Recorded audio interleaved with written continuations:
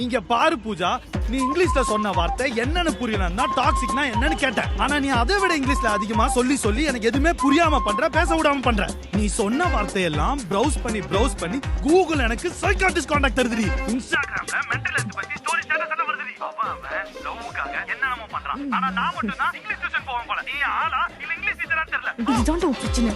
இதுதான் இந்த மாதிரி நான் சொன்ன ஒரு விஷயத்தை மாத்தி மாத்தி பேசி நீ ஜட்ஜ் பண்ற பாத்தியா? நீ என்ன பிரச்சனை எல்லாம் பார்க்காத, நீ பிரச்சனை மட்டும் பாரு. உன்னால நார்மலா பேச முடியாதாடி? நீ பேசுறது எல்லாத்தையும் ஒண்ணா உட்கார்ந்து நான் டீகோட் பண்ணுமா? பார், நீ லவ் பண்ற, இது லவ். நீங்க உட்கார்ந்து உன் இன்டெலிஜென்ஸ் ப்ரூவ் பண்ணிருக்க கூடாது. ஓகே நந்தா, நீ சொல்றதுதான் கரெக்ட். இப்பதான் உன்னோட எக்ஸ் வாட்சோட நிலைமை புரியுது. இப்ப எதுக்குடி அவளை பத்தி சம்பந்தமே இல்லாம பேசுற? நான் அவளை பத்தி பேச வேணாம்னு உனக்கு 1000 வாட்டி சொல்லிட்டேன். தயவு செஞ்சு அவளை பத்தி பேசாத. ஓ, இப்ப அவளோட பேர் எழுதுறதுதான் உன்னோட ப்ராப்ளம், கரெக்ட்டா? ஓகேடி, ஓகே எல்லாம் வெரி சிம்பிள். இப்ப என்ன பிரச்சனை மட்டும் சொல்லு. ஆமாடா, எனக்கு ஞாபகம் இல்ல. இரு, உன்னோட சுவாதி கேட்டுட்டு வரேன்.